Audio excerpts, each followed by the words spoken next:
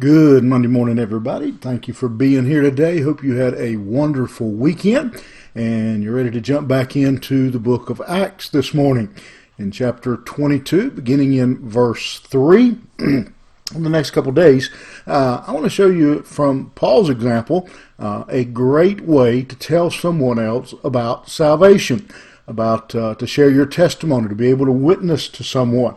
It's a great fear that most, if not practically all believers have, the fear of of telling someone else about Christ and how they can be saved.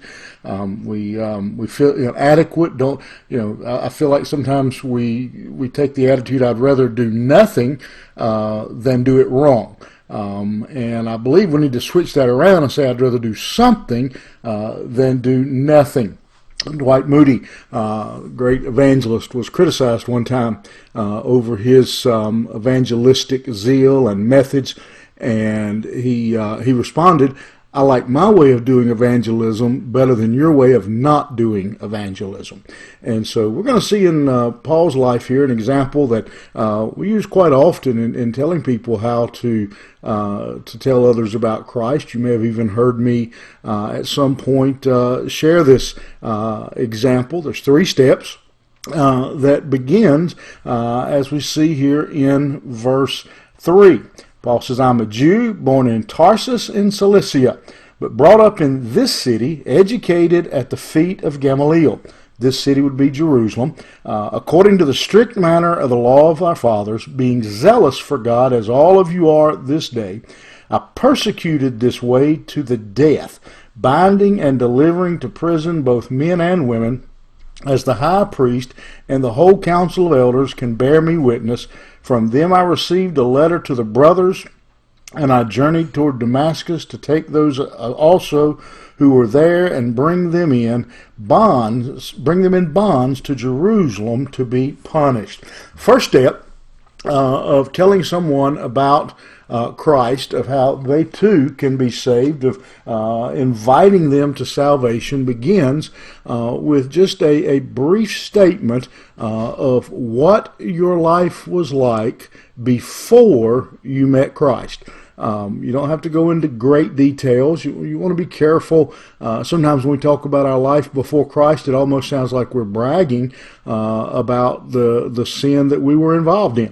And so we want to be careful how we do this, but simply to tell a person, this is what my life was like. And so that's what Paul is doing. It's probably been about 25 years since Paul was saved, and some of the people there would, as he says, that the council here, the elders, they know about my past life. There would have been some there who already knew, but many of them wouldn't have had an idea who Paul was and his actions back when he was known as Saul.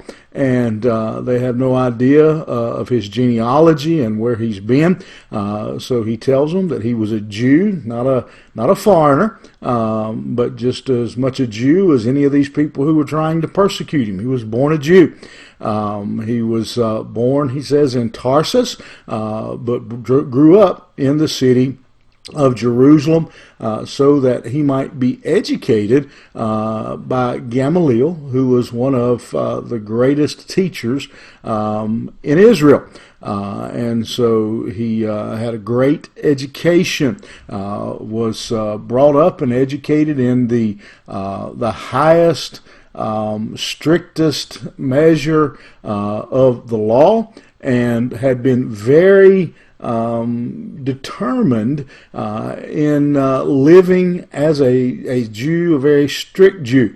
And he says here something very important. He says, "I have never broken the laws of Moses," being according to the strict manner of the law of our fathers. I've never violated the law. I've been just as diligent in being obedient to the law and being a good Jew as any of you have. And then he goes on and says, in fact, originally I was against Christianity, persecuted this way. And the way is what many called followers of Christ. They were following the way of Christ, so they were called followers of the way. And he says, so much so that I went out and tried to gather them up, arrested them, had some of them put to death, some of them put to prison, men and women. And again, he says here, the high priests know that to be true. Many of the elders, the whole council of elders, can testify that. I got letters from them to do what I was doing, and so he says, this is the kind of Jew that I was. I was a dedicated, just a very orthodox Jew. And so we see here this first step of telling someone, inviting someone to become a follower of Jesus Christ. We're going to look at three steps, and it begins. It's kind of if I was to break it down, about a 3-minute, 1 minute, 3-minute little presentation, or 2 minutes, 1 minute, 2 minutes, 5 minutes total. Just again, a brief time of sharing what your life was like before Christ. And I would encourage you to maybe sit down and just think that through. Maybe write it out. And look at it and read over it and see how quickly you can tell that story, and then look at it. Make sure there's maybe sometimes we give too many details. We don't they don't need to know every little detail of our time as a lost person, but enough to understand and see that since we have become a believer, then when we tell them about what it's like to be a believer, they see that there is a noticeable change in our life now that we know Christ. And so leave you with that thought today. I would encourage you, give you a little homework. Just sit down. You may not need to write it out. Maybe you can do it in your head, but writing it out may help you in kind of looking for any details that maybe you don't want to, maybe they need to be eliminated, and again, getting your timing down where you don't spend too much time on what my life was like before I knew Christ. And again, just that simple story. And again, it's not a bunch of memorization because you already know it. You know what your life was. And so there's your homework for today. What my life was like before I knew Christ in about 2 to 3 minutes.